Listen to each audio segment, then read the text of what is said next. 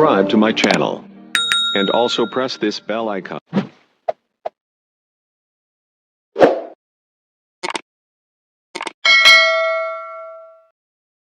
Fine. Kuna kamati ya masaa 72 ambayo inafanya kazi kwa ajili ya kung'amua yote ambayo yanatokea katika mchezo husika kwa ajili ya kuhakikisha discipline na kuwepo, lakini mpira unaendelea kuwa mchezo wa fair play. Hiyo kamati imekuwa mara kadhaa sisi tukilalamikia kwa sababu ya kuwa na double standard ama kutokuwa na fairness. Tumeshuhudia wakati kadhaa, mara kadhaa wachezaji wakiwa wanafanya kosa moja lakini wanahukumiwa tofauti kulingana na timu wanazotokea, na tumeshuhudia mara nyingi ikiwa favor wachezaji wa Simba, adhabu ambazo wanapewa wachezaji wa Simba na zile ambazo wanapewa wachezaji wa timu nyingine zinakuwa ni total different. Kwa mfano, adhabu aliyopewa Selemani Mwalimu, adhabu aliyopewa Ibra Baka ni vitu viwili tofauti. Kwa hiyo ni vitu ambavyo tunaviona na tumevikemea sana, tunatamani kuona usawa unafanyika. Kwenye tukio ambalo amelifanya Djigui Diarra kule Dodoma, nadhani kuna mechi dhidi ya Mtibwa. Of course, kama watu wa mpira, kama wadau wa mpira, tunaamini kwamba mpira ni mchezo wa hisia, mpira ni mchezo ambao watu wanatumia nguvu, akili, sometimes wanajaa temper, sometimes wana vitu ambavyo pengine wanatamani kuvifikisha, lakini wanavifikisha lakini havifanyii kazi. Kwa hiyo wakiaccumulate vile vitu kwenye vifua vyao, mwisho wa siku unakuja kuona matokeo kama yale au matukio kama yale yanafanyika. Which kwenye football sio jambo zuri au sio jambo sahihi, lakini tunaelewa kwamba zile ni jazba za kwenye mpira. Na kile kitendo cha Diarra kumsakama mwamuzi vile inatokea mara kwa mara kwa wachezaji wengi kwenye ligi tofauti, mpaka Ulaya tunashuhudia. Tushai kumuona Frank Lampard na Michael Ballack wakiwa wanamkimbiza referee kwenye mechi ya UEFA dhidi ya Barcelona. Sawa, lakini waliishiwa kutoa kadi tu, lakini nothing kiliendelea. Ile ni matukio ambayo yapo. Hata sisi tumeona ni kwamba ni kitu ambacho alimdisturb referee, lakini amestahili kwa sababu ilikuwa bado ndani ya mchezo. Alistahili kupewa kadi ya njano kama kutiwa onyo. Sawa, na kweli kilifanyika nadhani kitu kama hicho. Mambo mengine ambayo TFF na bodi ya ligi wanayaona kupitia kamati yao masaa 72, wao wanafahamu na wao wanajua pengine kuna utaratibu gani sahihi wa kufanya. Lakini kwa upande wangu mimi nadhani inawezekana ni kitu ambacho wangekifikiria sana, kwa sababu Diarra kabla ya kufanya kile kitendo amekuwa mtu wa kwanza sana kuwakemea waamuzi kulingana na maamuzi yao wanayofanya ndani ya mchezo, lakini pia amekuwa ni mtu kung'amua sana makosa ambayo yanafanyika na anakuja kuleta madhara baadaye, muda ambao Diarra akisema wanakuwa yanapotezewa. Umeelewa? Kwa hiyo ni kitu ambacho Diarra alikuwa accumulate kwa muda mrefu, akaona sasa inabidi leo niwaoneshe kwamba hili jambo linanikera, hili jambo kama timu linaigharimu, hili jambo kama mashabiki na watu wanaopambania hii timu wanaumia nalo. Kwa hiyo sisi ndio kufikisha ujumbe, na akaamua kutumia njia ile pengine ya kuwa mkali, ambayo sio kawaida kufikisha ujumbe. Kwa mimi nadhani kuna namna ambavyo wanatakiwa wakae wafikirie, waone kwamba kwa nini alifanya vile. Sawa, it's okay, huwezi kulipiza. Sawa, kuna football ya kutakia hayo malipizo, lakini na wao wajitafakari kwa nini mpaka mchezaji anafikia hatua ile. Professional player, mchezaji mkubwa, mchezaji ambaye kwenye ligi ya Tanzania kwa sasa nadhani identity kubwa sana ya ligi yetu, Djigui Diarra. Kwa mpaka anafikia kufanya kitu kile, inabidi tujiulize haya makosa ya kujirudia ya mara kwa mara kutoka kwa mareferees wetu yataisha lini? Yatapunguaje? Lakini nyinyi mmekubali Baraka adhabu ambayo atapewa Djigui Diarra. Of course, sisi ni watu wa mpira. Young Africans ni watu wa mpira, mashabiki wa Yanga ni watu wa mpira, na tunajua vitendo kama vile sometimes vinakuwa vinakuwa na interpretations mbaya, lakini pia vinaweza vikaleta shida. Kwa hiyo kufanyiwa maamuzi yale ambayo yatakuwa na standard na haki ni sawa. Hamtaki upendeleo. Hatutaki itokee upendeleo. Hatutaki itokee upendeleo. Kama wataona wao kuna haja ya kumwadhibu pengine kwa kile alichokifanya, basi wamuadhibu kulingana na vile ambavyo utaratibu wa wachezaji wengine na watu wengine ambavyo wanafanya. Hatutaki kuona adhabu za kukomoana, lakini pia kama kutakuwa hakuna sababu ya kumwadhibu, wakiona kwamba ni tempa ya mchezo, sawa, kwa sababu hajampiga mtu. Unaamini kwenye hilo kwamba kamati inaweza isitoe adhabu kwenye hili? Kiukweli mimi ningekuwa wa kwanza sana kuamini endapo ingekuwa sio kamati hii tunaoifahamu ambayo haijawahi kutenda haki mbele ya Young Africans na wachezaji wa Young Africans. Kwa sababu yale ni matukio ya kimchezo, marefa wanazongwa sana duniani sana, lakini hamna habari za kamati ya masaa 72. Sijui kwa unasema utovu wa nidhamu. Utovu wa nidhamu unaadhibiwa uwanjani. Pale uwanjani refa alitakiwa kumpa nini yellow card, ama kama ni red card ni yeye referee ndio alitakiwa kumpa red card. Ile kamati ya masaa 72 kuna makosa ya kuyang'amua, lakini sio ambayo yako ndani ya uwezo wa muamuzi. Sio, umeelewa? Ile ilikuwa ndani ya uwezo wa muamuzi, na aliona pengine hata yeye na nafsi yake imemsuta, akaona kweli nilikosea, huyu ana haki ya kuja na kuwa mkali kiasi hichi. Lakini kwa onyo kama muamuzi alipaswa kumpa labda kadi ya njano, ama pengine kama sheria zao zinaruhusu kumpa kadi nyekundu, lakini sio kwenda kuinterpret au kwenda kuifanyia mchakato nje ya uwanja. Lakini kulingana na ligi yetu, taratibu wa ligi yetu, kuna muda mimi naamini hii kamati ya masaa 72 ni source of income ya TFF na bodi ya ligi. Sometimes wanajaribu ku drain money kutoka kwa vilabu ambavyo wanaviongoza. Kwa unamaanisha hata Diarra asipofungiwa kwako ni fresh? Mimi kwanza nahisi huo ndo usahihi. Kwangu mimi naamini huo ndo usahihi. Anapaswa kuonywa, lakini sio kwa kufunga. Mimi kwangu sioni kama anastahili kufungiwa, kwa sababu kitu alichokifanya kwa refa kinafanyika sana na uwezi kukikwepa uwanjani hata mara moja. Refa ni binadamu, wachezaji ni binadamu, mpira ni mchezo wa tempa, ni mchezo wa jazba. Watu wakishajawa damu zikichamka wanafanya matukio tofauti tofauti. Kwa yeye ni jukumu lake ambalo ilibidi interpret au ajaribu kutoa adhabu akiwa ndani ya kiwanja kama referee. Sawa, kama ameshindwa kufanya referee, maana yake yeye ameona kwamba kile kitu pengine kilikuwa na usawa. Sawa, inawezekana alikosea, nafsi yake inamwambia amekosea, lakini pia anaona huyu amekosea kwa sababu mimi nilikosea. Ndio maana akashindwa kufanya maamuzi. Kwa kamati ya masaa 72 it's up to wao. Wamwadhibu, wasimwadhibu, sisi tunaamini kwamba ni mchezaji wetu na amefanya vile kwa sababu ya kurekebisha mpira na kuhakikisha haya matukio yanayojirudia yakome, kwa sababu wamekuwa wakilalamika sana bila kufanyiwa kazi. Sio, umeelewa? Kwa hiyo lengo la Diarra sio kugombana na watu, sio kuwakosea heshima watu. Lengo la Diarra ni kuonesha kwamba haya matukio yanajirudia mara kwa mara na tunayakemea sana, lakini still yanaendelea kujitokeza. Hivyo basi inabidi tuwe wakali, pengine waone kwamba ni kiasi gani hatupendezwi nayo. Sawa, tuachane na hilo, tumulike namna ambavyo hivi sasa kumekuwa kuna wimbi kubwa ambalo watu wengi wanazungumzia kuhusiana na Young Africans, imetoku maneno mengi, sajili ambazo wanazifanya, lakini timu hiyo ambayo tunaizungumza ndio ambayo ipo juu kwenye msimamo wa ligi kuu. Na hata Simba akishinda mechi zake zote, Yanga bado anaendelea kuwa juu kwa alama moja. Hii timu ambayo inazungumzwa mengi, sajili mbovu, viongozi wanaendesha timu kiujanja, utoto mwingi. Kwenye hili natumai Baraka unasikiliza. Tunasikiliza, tunaona, tunapokea, lakini sisi kama mashabiki, sisi kama wanachama Young Africans, tunayo maoni yetu, tunacho ambacho tunakiona, sawa, kwa sababu sisi ni watu wa mpira. Of course Young Africans ambacho kinatutokea kwa sasa hivi ni namna ambavyo tumekuwa tumeseti standard yetu wenyewe. Kwa hiyo namna ambavyo Young Africans imejilevel kwenye engo ambayo hakuna wa kukompiti naye zaidi ya yeye mwenyewe, ndio inayopelekea haya yote.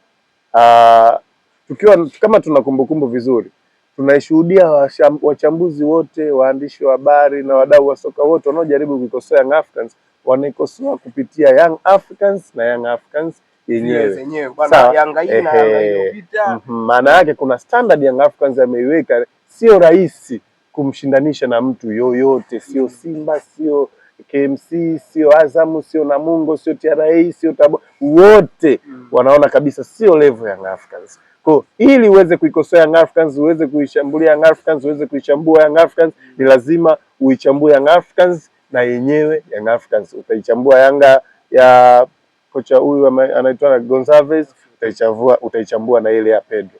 Ya Folds. Utaichambua ya Folds, utaichambua ya Miludi. Ya Miludi utaichambua Ramovic, Gamondi, Nabi. Ndio sababu ni standard ambayo tumeiweka ya kivyetu kwenye hii ligi.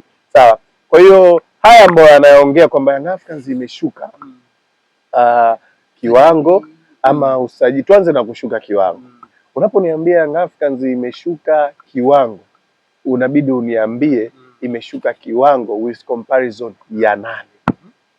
Kama ni between ya Yanga kwa Yanga yake mwenyewe, kweli unaweza kuona kuna namna unajua mpira ni mchezo wa wazi. Unaona unaonekana. Unaona kuna namna kidogo kuna shaking ya timu yetu. Lakini ukijaribu kuangalia kwa jicho zuri na jicho la mpira sasa, ukiondoa mapenzi, ukiondoa ushabiki, ukiondoa husda, chuki, utakuja kugundua Yanga hii ambayo inaonekana ina underperform au kidogo kuna namna tumeshake.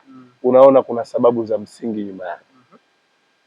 Naona kwamba Young Africans iliyokuwa na majeruhi wengi kuliko Young Africans yote ambayo mimi nimewahi kuishuhudia. Wachezaji takriban 8 wa kikosi chako cha kwanza ama wale ambao wana rotate mara kwa mara kwenye kikosi cha kwanza cha mwalimu wapo nje, wana majeruhi. Lakini pia tunaishuhudia Yanga ambayo inapata matokeo haya ikiwa inacheza kwenye ratiba iliyokuwa very tight. Ratiba ambayo haimfanyi mwalimu kupata muda wa kurekebisha makosa ya mechi iliyopita. Maana yake muda wa kurekebisha yupo safarini, na atakapopata wasaa kukaa na timu basi ni mazoezi ya siku moja kabla ya mchezo. Kwa hiyo inabidi ajiandae kulingana na mchezo unaofuata. Kwa hiyo hakuna muda wa kufanya marekebisho, hakuna muda wa kutengeneza wa kuingiza mbinu. Kwa hiyo unaona kabisa mechi za back to back zinaiathiri Young Africans, lakini pia majeruhi wanaiathiri Young Africans. Okay, tukija sasa katika swala hili la la usajili kwamba anasema bana nimeona kauli ya Kamwe kwamba anamtaka Hersi ahusike kwenye usajili unaofuata. Akasema watu wengi wanajiuliza kwamba kwani Hersi ahusike kwenye usajili wa hivi sasa? Kwa nini anataka kujificha kwenye kivuli cha kocha? Hizi lawama pia zipo nyingi. Hivi sasa anatupiwa lawama kocha na si Hersi tena. Okay, ikumbukwe kama tutakuwa na kumbukumbu vizuri, sawa? Wakati Young Africans inafanya usajili wa dirisha hili dogo ule na msimu huu mpya ambao umeingia, sawa? Ikumbukwe waliwahi kuongea viongozi na waliwahi kusema kabisa kwamba tunahitaji kufanya unahitaji usajili kulingana na matakwa ya mwalimu, sawa? Unajua siku hizi tunawaleta walimu very professional, tunawaleta walimu ambao wanajua nini wanakifanya au kipi wanakifuata kwenye timu. Kwa hiyo wasingependa kuona yale mambo ambayo pengine anakuja analetea wachezaji Umeelewa? Kwa hiyo ile inampa excuse nyingi sana mwalimu. Nakumbuka tunawalipa pesa nyingi, hata tunapovunjia mikataba ni pesa nyingi zinatoka. Kwa hiyo ili kuepusha hiko, kaona ni kipindi sahihi au ni uamuzi sahihi kuwaachia wao watoe mapendekezo, then viongozi wafuatilie. Sasa unaposema kwamba Young Africans kusema kwamba usajili huu hajaufanya Engineer Hersi, ameufanya mwalimu, ila ni kama kichaka cha kujifichia. Mimi kiukweli napima uelewa wa watu, wachambuzi, wanahabari, naona sasa uelewa unakuwa mdogo. Kwa sababu reason zao kubwa wanakuambia engineer alikuwa anasafiri, engineer alikuwa anaonesha video akiwa anahangaikia usajili. Mimi naweza nikaja na swali dogo tukako singana. Kocha amependekeza mchezaji tunamhitaji na muhitaji mchezaji fulani. Jukumu la kuhakikisha mchezaji anakuja, mchezaji anakubi convinced kusign Young Africans, mchezaji kukaa naye chini na kufinalize deals ni jukumu la nani? Kiongozi. Kiongozi wetu ambaye anafanya shughuli hizo na ambaye siku zote amekuwa akifanya shughuli hizo ni nani? Before Hersi alikuwa anafanya scouting mwenyewe kupitia mawakala wachezaji, lakini hata mwenyewe kwenda physical sehemu mbalimbali kuona wachezaji kwa sababu yeye ni mtu wa mpira. Sawa? Kwa hile ilikuwa inamsaidia yeye mwenyewe kufanya scouting, kuona na kumaliza deals mwenyewe. Lakini kwa sababu safari hii jukumu hili amepewa mwalimu la kuchagua wachezaji ambao anawataka. Na hata ukiangalia wachezaji ambao wameingia dirisha hili wengi ni wachezaji wanaotokea ukanda ambao Pedro Gonçalves alitokea kufanya kazi. Maana yake ni kweli alikuwa ni maono, ni mawazo na ni mapendekezo yake. Sasa issue ya kufinalize deal ni ya kiongozi. Nimemhitaji pengine Okello. Sawa? Tumemuona Okello anatufaa. It's fine. Kocha amesema Okello anamhitaji. Anaenda kufuatilia Okello, anaenda kusign deal na Okello, anaenda kumconvince Okello ni nani? Kwamba unataka kocha wetu atoke sasa, aache timu aende pande ndege akamconvince Okello, akamfuata Okello. Umewahi kuona wapi? Kwa maana yake ni nini? Kocha anapendekeza, baada ya mapendekezo yake engineer na kamati yake wanaangalia, wanaona kwamba sasa hawa ndio inabidi tuwatake kulingana na matakwa ya nini? Ya mwalimu. Unasema hadi Mwanengo pia amemtaka kocha. Kocha anamfahamu Mwanengo? Kwani Mwanengo ni mchezaji mbaya? Ndio maneno ambayo wanaongea. Hawa ni wachezaji wa ndani. Wachezaji wa ndani asilimia kubwa ni ushirikiano kati ya viongozi na benchi la ufundi, kwa sababu wachezaji wa ndani ni sio rahisi kwa kocha mpya anayekuja kuwafahamu. Si umeelewa? Kwa hiyo wachezaji wa ndani ni kulikuwa na yani, naamini kutakuwa kuna ushirikiano kati ya viongozi pamoja na makocha, lakini viongozi sio lazima awe Engineer Harris. Kuna watu wa technicals, kuna watu wengi wanaofanya kazi chini ya Engineer Harris, wanaofanya kazi pamoja na benchi la ufundi. Kwa hiyo kuja kwa Mwamengo mimi naona ni uchezaji sahihi kwa nchi yetu, na sasa hivi tunaona kabisa kuna aina ya wachezaji ambao wanapaswa kuzichezea hizi timu zetu kubwa. Mwamengo mbona ni mchezaji mzuri, ni mchezaji ambaye anajitoa, ana nguvu, ana skills, anapambana kwenye timu. Hao kigeni wengine wapo kina Buba, kina wengi wanasemwa, nimeona hata Mzee Magoma juzi kasema ni heri kwenye timu yako ukawa na Chobwedo kuliko Buba Jamii. Hayo ni maneno ambayo huwezi kuyazuia kwa watu wa mpira, huwezi kuyazuia kwa washabiki. Kila mtu ana mapendekezo yake, sawa. Hata mimi naweza nikasema bana, Pacome sio kitu labda kwa Sheani. Haya ni mapendekezo yangu, si umeelewa? Kwa hiyo ni kawaida kwa washabiki wa mpira, kwa wapenzi wa mpira, na wana haki ya kufanya hivyo. Hawazuiwi na wana haki ya kusikilizwa, si umeelewa? Lakini tayari kuna watu ambao tumewaamini, tayari kuna watu ambao tumewapa jukumu hilo la kuweza kufanya hiyo usajili, kufinalize deals na kuhakikisha wanatuletea wachezaji ambao Young Africans inawafaa. Mbona miaka ya nyuma wanakuja wachezaji wazuri ambao wamefanya makubwa, sasa hivi wana sifa kubwa Afrika, wanaitangaza Young Africans, wanaitangaza ligi yetu ya NBC, si ni Engineer Harris ndio amewasajili? Lakini katika kipindi hichi ambacho kumefanyika usajili pengine nje ya yeye kufanya scouting ya moja kwa moja, sawa, kwa nini watu washindwe kuelewa? Kwa nini watu washindwe kuona kweli inawezekana? Kama wakiangalia reference ya sajili zake za nyuma na hii ni tofauti, wanashindwa nini kuamini? Baraka, tuachane na hilo, lakini maneno ambayo pia yapo mengi ni kwamba namna ambavyo wanasema wao timu yao imejipata. Bwana Sanga, vipi ndugu yangu? Wanasema timu yao imejipata. Timu ya ndugu zangu. Unajua bwana, mimi katika kitu ambacho kinanishangaza kwenye mpira wetu wa Bongo bwana, ni dialogue ya Simba na Yanga sometimes zinatuchangaza sana, kwa sababu huwezi kuniambia Simba amejipata wakati Simba sasa hivi kwenye ligi ni wa pili. Sawa, tena mpaka acheze hizo mechi zake ashinde zote vipolo. Sawa, na tunajua Simba kucheza mechi 5 mfululizo ama mechi 10 bila kupoteza, huo ni mtihani. Lakini kwa Young Africans amesha prove mara kibao, kumwekea mechi 5, 10 mpaka 15 zote kupiga ni kawaida pale ambapo anakuwa na mazingira mazuri. Sawa, sasa unasema mtani anasema akajipata. Mtani umejipata vipi wakati wewe ni wa pili kwenye ligi, umecheza mechi ya dabi na timu ambayo ina majeruhi, sawa, ratiba yake tight, imeshuka kiwango, na mnasema imeshuka kiwango na bado umeshindwa kuchukua alama? Hilo ni swali. Lakini pia unacheza kwenye ligi ukiwa very comfortable kuliko timu yoyote kwenye ligi ya NBC. Anacheza ligi kwa ratiba anayojitaka yeye. Anapumzika mara 4, anapumzika siku 4, 5 mpaka 7, ndio anakuja kucheza mechi ya ligi. Sawa, kiwanja kikionekana sio favorable kwake kinaahirishwa kabla mechi haijachezwa. Sawa, kwa upande wa Simba. Yaani anacheza akiwa very comfortable msimu huu kwenye hii ligi. Maana yake nini? Kama ulikuwa ni timu ambayo umejipata au timu ambayo iko vizuri, sawa, ilibidi uwe na matokeo mazuri na ilibidi sasa hivi unaongoza ligi. Sawa? Yaani ukiniambia mtani amejipata nitamuelewa kwa engo ya kwamba amejipata katika kubebwa, amejipata katika kutengenezewa mazingira mazuri, amejipata kupata watu wake wanaweza kumweka mgongoni, hapo nitakuelewa. Lakini kujipata kwa performance kwa wachezaji, mimi nakataa. Tukompare ingizo la wachezaji wa Young Africans na ingizo la wachezaji wa Simba. Sawa? Hawa ambao tunaonekana kwamba wameunderperform, wachezaji wa Yanga ambao hawajafanya vizuri. Tuweke numbers za Buba, tuweke numbers za Aura, tuweke numbers za nani huyu Depu, tuweke numbers za nani yule mwenye virasa Libasegwe. Sawa, tuweke mchango wa Damaro, tuweke mchango wa yule Salamba, si Kalamba, nani yule Loemba. Si umeelewa? Haya, tuweke numbers za nani mwingine ambao simemsajili kwetu. Basi tumweke na nani? Simba. Libasegwe ni wa Simba yule. Huku kwetu tumemsajili nani? Kuna Buba. Kuna Buba Jamil. Tumemweka na Anseti. Na Anseti, Libase tumwekee nani? huku kwetu tumesajili nani? Kuna Allen Okello. Tumweke Libase, tumweke Allen Okello. Tuchukue namba za moja afu totalize namba za huku na namba za huku wapi wamefaulu.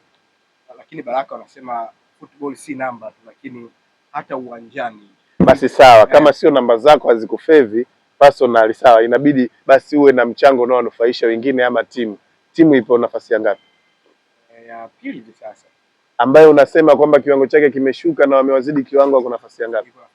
Wachezaji ambao wanazungumziwa kwamba wamedrop kiwango, wachezaji ambao wanazungumziwa kwamba usajili wao umefeli na abovu. Je, kwa namba zao personal, sawa, na ukilinganisha na nini mchango wao direct kwenye timu, wameifanya timu yao kuwa nafasi ya ngapi? Ya kwanza. Sawa. Sasa na Yanga kumbukeni mpaka leo hajafungwa. Unbeaten. Mpaka leo Yanga hajafungwa mchezo hata mmoja. Huyu ambaye anasema amesajili vizuri, ana wachezaji wazuri, tumeshuhudia wakipigwa na Mtibwa. Mtibwa sale. Kuna mtu alimpiga hapa katikati na wachezaji wote wakiwa ndani. Walikuwa ndani, amepigwa. Sasa mimi nashindwa kuelewa, kujipata kwa Simba ni kujilinganisha yeye na alipotoka au kujipata kwa Simba au Simba kukua au kuwa na timu nzuri unamlinganisha na Yanga? Lakini Baraka, vipi wachezaji waliosajiliwa Simba kwako? Tuachane na ushabiki tu. Tuzungumze football mimi na wewe. Tuachane tuondoke kwenye Simba na Yanga. Vipi Simba usajili wao? Mimi ili nione wachezaji wa Simba wamefanya vizuri au ni wachezaji wazuri, nilipaswa niwaone wachezaji wameisaidia timu kuitoa sehemu moja kuipeleka sehemu nyingine. Si umeelewa? Simba miaka yote hii wapo nafasi ya pili, ya tatu, ya pili, ya tatu. Na mpaka sasa kwenye ligi ya pili, wa tatu, na wachezaji wameingia ambao mnawasifia. Sasa mimi niwasifie kitu gani? Yaani naona nini? Nikiweka namba zao, sioni namba zao zikinishawishi. Depo na magoli 6 huko. Nitajie mchezaji wao ingizo jipya mwenye magoli 6. Yaani ujue kuna vitu vingine mimi naanzaje kuwasifia? Sio nasema, lakini msimu wanachukua ubingwa. Wao wanachukua. Wako nafasi ya pili nyuma ya Young Africans. Sawa? Lakini bado wana viporo ambavyo hawana uhakika navyo. Lakini pia wana mechi ya Young Africans. Lakini wana matumaini makubwa ya ubingwa.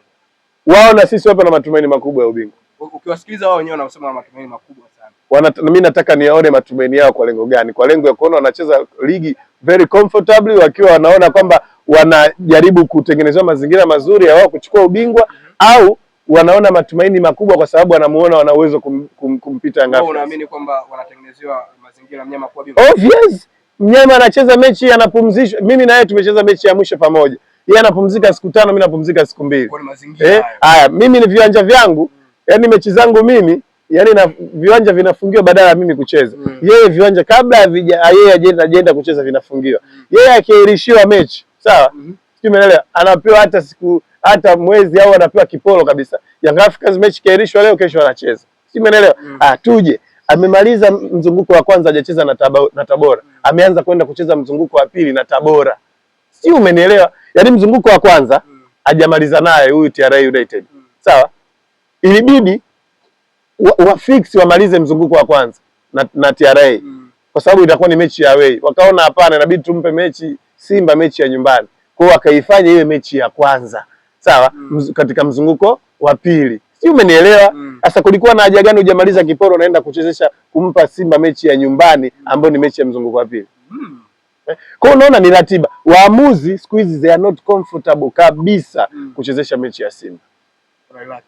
Hawapo comfortable. Yaani hawezi kurelax kwa sababu wanaona watakapofanya mistake ndogo marungu ni makubwa, kwa sababu hautaki kuhakikisha mnyama anapoteza alama. Ila ukija kwa upande wa Young Africans, mwamuzi anapochezesha au anapofanya maamuzi, ikitokea kafanya makosa, adhabu yake anakutana nayo.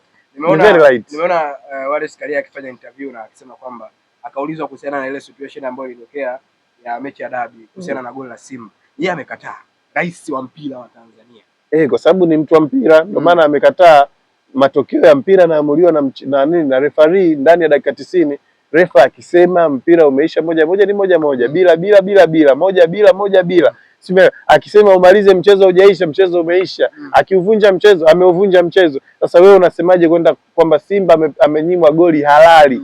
Unahalalishaje goli kwenye makaratasi wakati refarii alikataa? Ndio hayo tunayorudi pamoja na watu wake. Kuna namna ambavyo bodi ya ligi na TFF zinafanya kazi. Sawa, kuna namna wanakutana, kuna namna wanafanya kazi independent. Sawa. Kwa pale ambapo wanafanya kazi independent tunaona makosa yanakuwa mengi sana, lakini kuna muda wanapokutana na TFF wanapokaa pamoja unaona kuna vitu kidogo vinapungua.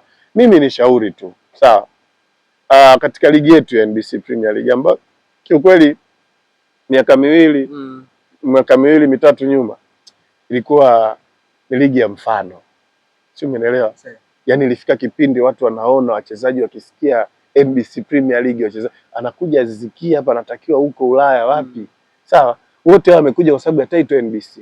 Lakini hii title ambayo tumeitengeneza naona wenyewe tukipambana kuishusha au kuiharibu, kwa sababu asikwambie mtu maamuzi ya marefari uwanjani yana discourage kiasi kikubwa sana, sawa, performance za wachezaji lakini pia performance za timu na hata hari na hamasa za mashabiki. Sawa, na hao ndo wanaoifanya ligi inakuwa kubwa na ligi inakuwa bora. Sawa, matokeo ama makosa ya kujirudia ya mara kwa marefari yale ambayo yanakemewa kila siku na baada yanaendelea kujirudia haya hayatutusaidia. Nasema lakini zinawanufaisha timu zote mbili zikubwa. Simba ananufaika na makosa ya waamuzi na Yanga ananufaika na makosa ya waamuzi. Lengo sio kunufaisha Simba na Yanga, lengo ni kunufaisha mpira wetu kwa makosa, kwa kupunguza makosa. Sio, umeelewa? Kwa sababu unaposema nufaisha Simba na Yanga, what about this hivi vilabu vingine? Sio, umeelewa? Kwa lengo sio hiyo marefa kunufaisha Simba na Yanga, lengo ni kusimamia usawa kwa ajili ya ligi yetu. Sawa. Sasa wanachokifanya wao maana yake ni kwamba wanashindwa kusimamia usawa wa ligi. Sawa, mwisho wa siku interest binafsi zinaingia, unakuta mtu anahitaji sasa kuona Simba inachukua ubingwa maana hajaiona muda mrefu inachukua ubingwa. Wanatengeneza mazingira, wanaandaa mazingira, referee wewe ukikosea atakupa adhabu ndogo hata usijali. Wewe cha muhimu chezesha mchezo, hakikisha timu fulani zinapata matokeo. Kwa hiyo kitu sio nzuri na tumeikemea sana na hata tatizo la Diara linatokana na hayo. Watu wanaongea mara kwa mara, washabiki wanaongea mara kwa mara, viongozi wanaongea mara kwa mara, lakini makosa yanajirudia yale repeatedly, kila muda yanajirudia. Sasa hatuelewi lengo lake ni nini. Sawa Baraka, tumezungumza hapo kwa upana sana, tumalizie na hili ndugu yangu, tufunge mjadala dakika chache sana. Taifa Stars mzigoni, unajua wameshaondoka lakini kumeonekana na support kubwa sana hivi sasa. Ndio ukiangalia viongozi mbalimbali, waandishi mbalimbali, ni kama kuna namna ambavyo hivi sasa imebutiwa kwa namna moja ama nyingine. Mimi ndo maana nakwambiaje, yani kuna namna tukiamua kufanya kazi professional na kiueledi kwa ajili ya maslahi ya mpira wetu na taifa kwa ujumla, lazima tutafanya vitu vilivyo bora na venye sahihi na ambavyo havina double standard. Sawa, unajua timu ya taifa ni kitu muhimu sana katika nchi. Sawa, hawa wachezaji wote wanapambana kwenye vilabu lakini malengo yao na matamanio yao ni kucheza kwenye national team. Kwa mazingira ya national team inabidi yaheshimiwe. Sawa, maslahi ya national team inabidi yawekwe mbele.